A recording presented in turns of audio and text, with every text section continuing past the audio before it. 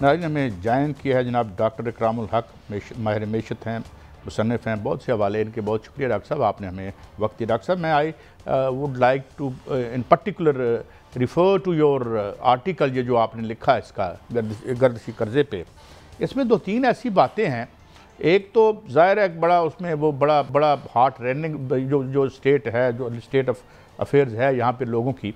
लेकिन डॉक्टर साहब ये दोबारा से आप लिखते हैं कि जी इन्होंने रीनेगोशिएट कर लिए बांग्लादेश ने और इंडिया ने कि जी आपको अगर कोई दरमियान में कोई आपकी कोई नज़ा होता है तो उसका केस यहाँ पे होगा, लंदन में नहीं होगा। और फिर आपने ये फरमाया कि पीपीए ने दोबारा जो रीनेगोशिएट किए हैं, अगेन ये अलाउड देम कि भाई उनके पास राइट है इस लिटिगेशन का, इफ़ एट ऑल एनी डिस्प्यूटेशन जो है वो होती है इनके दरमियान। तो फिर वही कहानी इस बार भी दोहराई जा रही है। डॉक्टर साहब ये क्या है, ज़रा इस पर हमें रहनुमाई फरमाइएगा।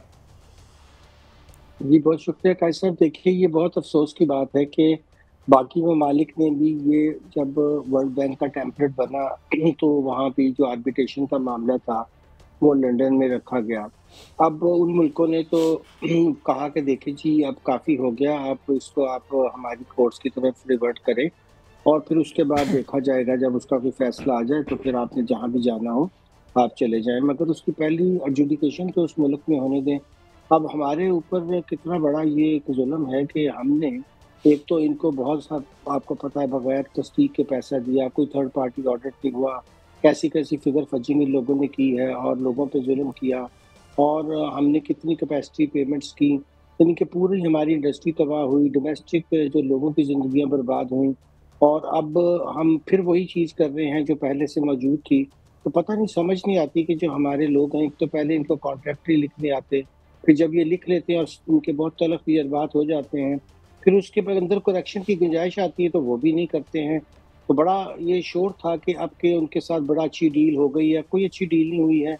हम देख रहे हैं कि ये फिर उन्होंने बड़ी ह्यूज पेमेंट्स ले ली हैं और इस दफ़ा भी वही मामला है जो पिछली दफ़ा हुआ था, जब ऑडिटर जनरल ने एतराज़ लगाया था कि इसमें कोई थर्ड पार्टी ऑडिट नहीं हुआ, कोई इसमें ड्यू डिलिजेंस नहीं हुई और इनको एक बड़ी पेमेंट कर दी गई है।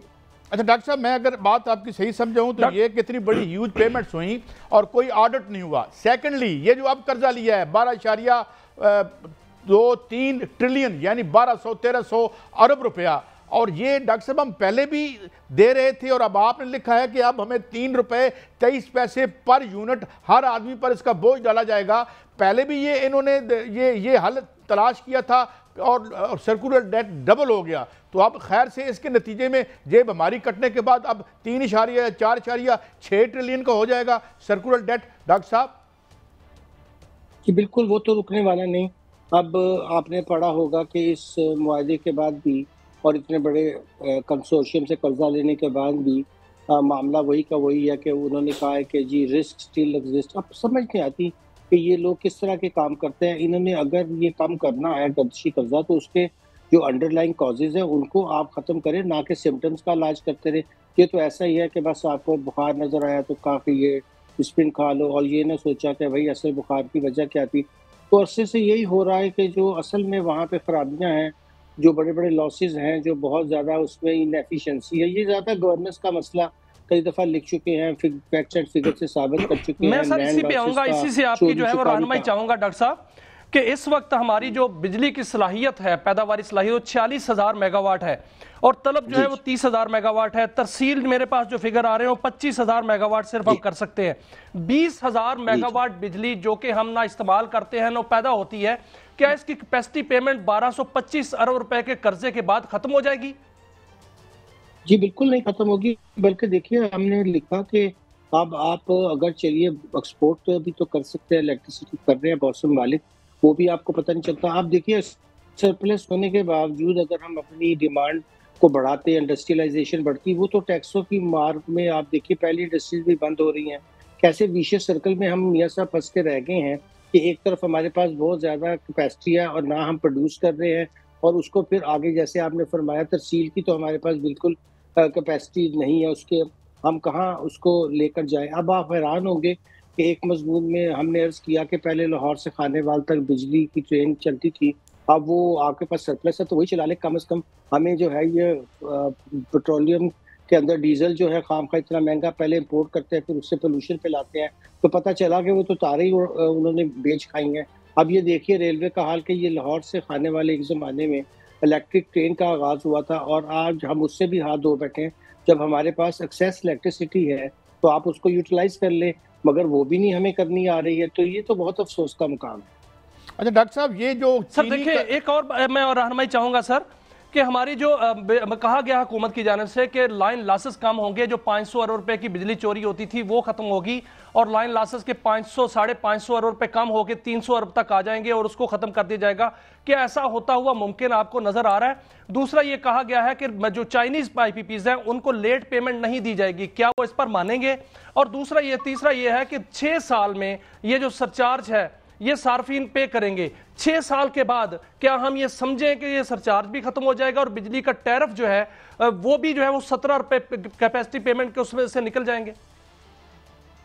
बिल्कुल इनमें से कुछ भी होने वाला नहीं है मेरे साहब। देखिए मसला यही है कि उन्होंने कॉस्मेटिक किस्म का हल ढूंढा है। कॉस्मेटिक हल ढूंढने से असल मसला तो हल नहीं होता ना। यही तो बार बार लिख रहे हैं कि देखिए आप तवज्जो नहीं दे रहे हैं, जब तक आप इसको रूट के ऊपर जो प्रॉब्लम्स है वो दूर नहीं करते हैं। ना हमारे पास सही डिस्ट्रीब्यूशन लाइंस है, ना हमारे पास इंडस्ट्रियल कैपेसिटी रही है। इंडस्ट्री जो थोड़ी बहुत थी वो भी हम तबाह किए चले जा रहे हैं। इस कीमत के ऊपर हमारे एक्सपोर्टर्स जो हैं वो बिजली लेकर वो आगे वो भी फ़ायदा नहीं उठा सकते। जो यूएसए में हमें कुछ टैरिफ में बेनिफिट मिला था, तो हम तो हर तरह से लूज़र ही लूज़र हैं, चाहे वो डोमेस्टिक यूज़र हों या इंडस्ट्रियल यूज़र हों। इतनी महंगी बिजली तो पूरी दुनिया में कहीं नहीं है जो पाकिस्तान का हाल हो गया। अब उसको तो वो एड्रेस करने को तैयार नहीं है और इन IPPs को पैसे दिए चले जाएंगे, हम दिए चले जाएंगे और उसका नतीजा एंड पे कुछ भी नहीं निकलेगा। अब आप जरा देखिए इनका ऑर्डर। लेकिन सर जो 46,000 मेगावाट की हमारी कैपेसिटी है, हमारी कैपेसिटी इस वक्त 46,000 मेगावाट की है डॉक्टर साहब। अभी जो IJ SAP के नाम से एक और प्रोजेक्ट जो है वो प्रोग्राम लॉन्च कर दिया गया है या उसको मंजूरी के मराहल में है, जिससे कैपेसिटी 64,000 मेगावाट हो जाएगी। तो हम किस तरफ जा रहे हैं सर? आगे आपको मुस्तकबिल क्या नजर आ रहा है? ये देखिए कैपेसिटी पैदा किए चले जा रहे। इससे मजमून में अर्ज किया था कि उस कैपेसिटी को यूटिलाइज करने का तो कोई मंसूबा है नहीं। अब तो और 2 बड़े डैम भी जब बन जाएंगे, अभी आपको पता हाइड्रो के 2 बड़े डैम, एक का हमारा जो है वो गिलगित बल्तिस्तान वाले इलाके में और एक जो है वो खैबर पख्तूनख्वा में, तो ये और बढ़ जाएगी। दरअसल हम पूरी तवज्जो जो है वो इस बात पे है कि हम कैपेसिटी बढ़ाते चले जाएं और ये कोई प्रोग्राम नहीं है कि इस कैपेसिटी की यूटिलाइजेशन के लिए जो हमें इंडस्ट्री और लगानी है, जो हमें और जो है वो चीज़ें करनी है। चलिए हमने एक मजमून में लिखा था कि आप इसको एक्सपोर्ट भी कर सकते हैं, मगर वो भी कोई तवज्जो नहीं देते हैं। दरअसल मेरा ख्याल है कि ये सिर्फ और सिर्फ एक दिखाने के लिए है, चूँकि IMF का प्रेशर बहुत ज़्यादा आ रहा था कि अब आप किसी तरह सर्कुलर डेट के मसले को हल करें, तो हम हर चीज़ को बस कॉस्मेटिक तरीके से हल करके उन्हें दिखा देते हैं और ये हमारे लिए जो मुसीबतें हैं, जो बेचारे सबसे ज़्यादा गरीब लोग हैं और जो मध्यस्थ तबके के लोग हैं, उनके लिए तो मुश्किलात और बढ़ जाएंगी आने वाले दिनों में। मियां साहब, डॉक्टर साहब ये फरमाइए कि ना हम क्या इंसेंटिव है? एक बिजली आप इस्तेमाल ही नहीं करते।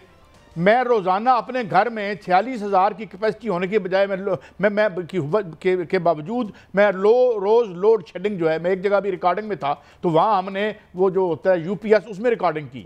ये क्या है? ये 46,000 ये बढ़ाए चले जा रहे हैं, इसमें क्या इंसेंटिव है इधर से साइन करने वालों का और उधर से साइन करने वालों का? बिजली जो पैदा नहीं होगी, बिजली जो इस्तेमाल नहीं होगी, कौन इन्हें क्या इसका फ़ायदा इनको मिलता है? जी, बस फ़ायदा तो आपको पता है किकबैक्स ही होते हैं, मगर वहाँ जो लोग अभी भी जाकर देखते जहाँ डैम बने हैं वहाँ लोगों को कंपनसेशंस नहीं मिली हैं। उनकी लैंड्स तो ले ली गई हैं, मगर वो कितने सालों से जो पुराने भी रो रहे थे, अब नए वालों का भी यही हाल है। उसके बाद जहाँ हमने अपना डिस्कोस का सिस्टम ठीक करना था और जहाँ हमने उनको कहना था कि आप डिस्ट्रीब्यूशन लाइन्स को दुरुस्त करें, हमने तो जो पहले आपको याद है कॉपर की वायर्स होती बेच खाई हैं, उसकी जगह सिल्वर, वहाँ से डॉक्टर साहब बहुत शुक्रिया, आपने हमें गाइड किया और नाज़रीन आपने कहा कि एक मुसलसल डाका जो है वो पड़ रहा है और ऐसे लोग हैं जो बड़े एतबार वाले लोग हैं, इस पर लिख भी रहे हैं, मगर कोई कानून पर कोई भी असर किसी को कुछ नहीं हो रहा and ultimately it will be very detrimental